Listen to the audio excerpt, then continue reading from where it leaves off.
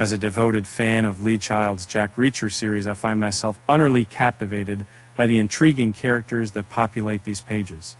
Among them, former Master Sergeant Frances Neagley stands out as one of the most enigmatic and vital figures. Much like Reacher himself, she is an enigma wrapped in a riddle, her past shrouded in mystery. And my deal is compromise. The fast is fascinated. This will get new to jump over. And now, that matters of the steady for Amazon. Of course, the gripping Amazon Prime Video's Reacher is a notable change in direction. With Paramount Television closing its doors, it appears that this show has a promising, potentially far-reaching future ahead. The abundance of source material ensures that adaptations will continue to flourish.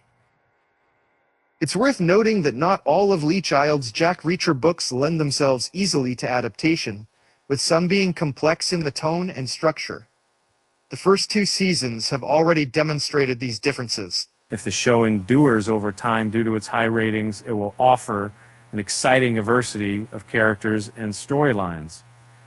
Since there are numerous villains and secondary characters, way to select from in the series, this is certainly a possibility. As for Reacher, any character who isn't him can be considered a supporting one.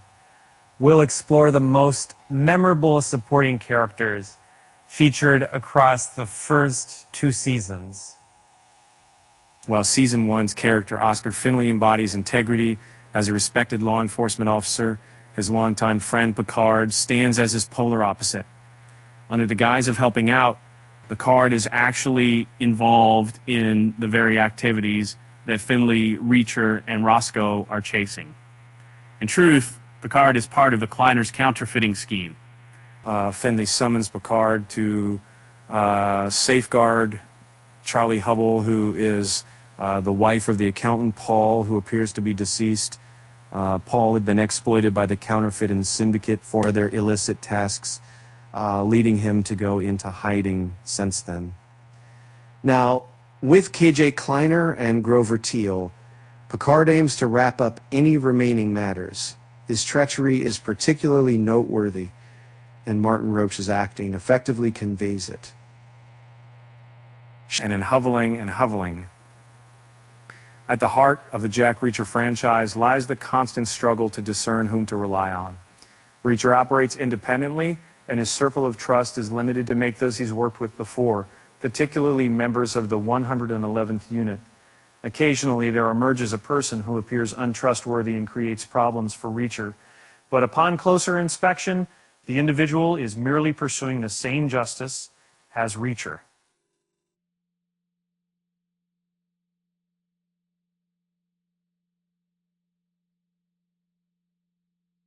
Gaetano Lusso adheres strictly to his character as an NYPD detective probing the homicide of ex-110th MP Special Investigations Officer. Russo is blunt and tends to hinder Reacher, Carla, and Dixon and David O'Donnell at times with their initial encounter, even causing Reacher to render him unconscious.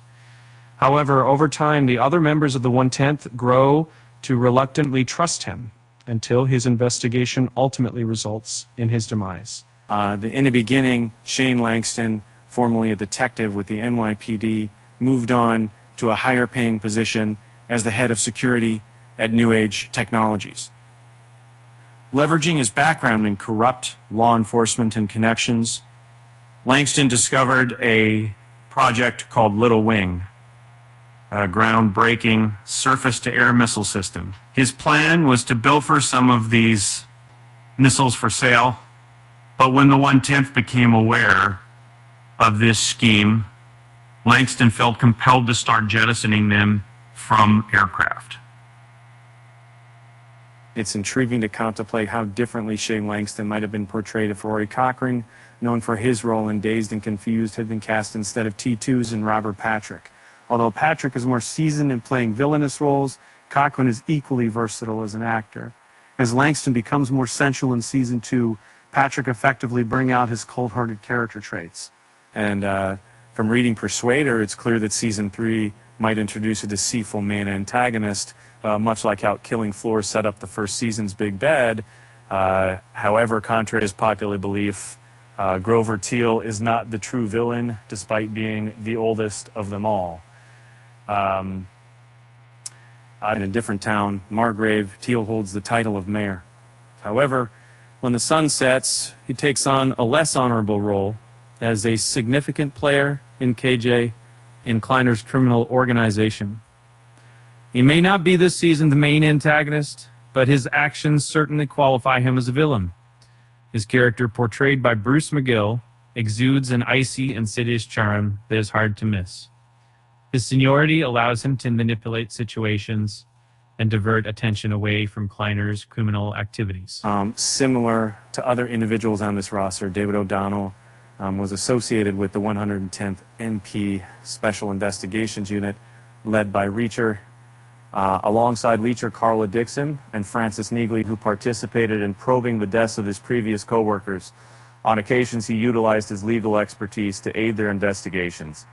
O'Donnell is not only an effective fighter, but also possesses a witty sense of humor, often engaging in humorous exchanges with Reacher, whose stoic nature provides a stark contrast. Among the remaining 110th group members, O'Donnell stands out as the most friendly and approachable. He isn't shy about teasing Reacher's tactics or musical preferences, but he's not just about jokes. He's the kind of person Reacher would prefer to have by his side in a fight, which says a lot. Regarding formidable villains, it may be challenging to surpass Season 1's KJ Kleiner. However, considering the close ties between Reacher and the antagonist in Season 3, Kleiner will undoubtedly give him a tough fight for his well-earned reputation. It is important to note that Kleiner was the one who murdered Reacher's brother, Joe. And regardless of which book it is, Joe's death remains deeply etched in Reacher's memory. And if Richard continues to play Reacher for many years ahead, it's likely that Serinda Swan, who portrays Carla Dixon, will reappear at some stage. In the 110th NP Special Investigations Unit, Dixon served as Reacher's second-in-command, and she shares his destructive force. Moreover, she is the person who has come the closest to making Reacher consider settling down, as depicted in the books or series. In the first season, Reacher shares a sleeping arrangement with Roscoe Conklin. However, his relationship with Dixon is more of an ongoing development. Dixon had previously shown interest, but Reacher kept things strictly professional and rejected her advances. During their joint investigation into the deaths of some 110th members, they find themselves off-duty, alluding to them becoming intimate for the first time. Although neither openly expresses it, there's an undercurrent suggesting that this is significant. It also seems likely that neither will settle down or get married, but if they were to do so, it would be with each other. Settle with each other. And Oscar Finley makes a great match for Reacher, both a fish out of water, but Reacher is perpetually so. Finley is a seasoned cop who takes the position of the chief of detectives in the Margrave Police Department, which is a place he's warned he won't be welcome. Initially, Finley is wary of Reacher and sticks to the rules strictly. However, adhering to the rules signifies Finley's pursuit of justice, and he eventually realizes that Reacher shares this goal. Despite the pervasive corruption, Reacher's exposing it.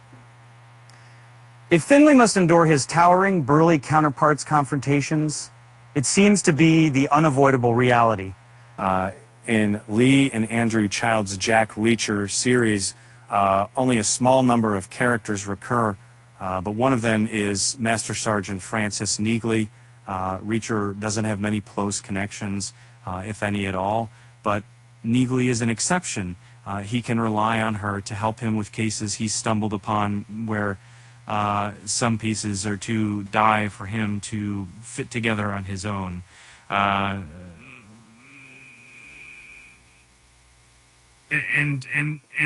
Similar to Reacher, Neagley is somewhat of a mystery. She dislikes physical contact intensely, but her reasons remain unexplored. She prefers not to discuss it, and Reacher refrains from inquiring. This shared silence allows them to operate seamlessly, as they both recognize and honor each other's personal space. And 4 Reacher novels. Without fail, Bad Luck and Trouble, which served as the basis for Season 2, The Affair, and Night School, a character named Neagley, appeared. Interestingly, she had a small part in Season 1 and will reappear in Season 3, suggesting that the series recognizes her significance and plans to increase her appearances more than the books do. In the gripping series, Reacher Willa Fitzgerald delivers an exceptionally convincing, commanding portrayal that makes her character stand out. Interestingly, it's not the title role who steals the show in the first season. Instead, Roscoe Conklin, a police officer from Margrave Police Department, emerges a strong contender. Like Finley, she adheres strictly to the rules. However, unlike Finley, she shows less initial apprehension towards Reacher, despite sharing his distaste for Reacher's penchant for action before dialogue approach. Conklin is genuinely likable throughout, and her link to the case, as someone who had a deep affection for the victim and was also loved by them, who's tragically murdered by Grover Teal, adds an intriguing layer. Watching Conklin seek justice and find closure in this tale brings a sense of fulfillment. On one side was actually Fitzgerald's story in Killing Floor is fully told, and she only appeared in that book. However, if Maria Sten as Reacher's co-star Neagley can enhance the series, there might be future opportunities for Fitzgerald, assuming her fame doesn't suddenly soar to unmanageable levels as it may, and scheduling conflicts don't arise as they often do.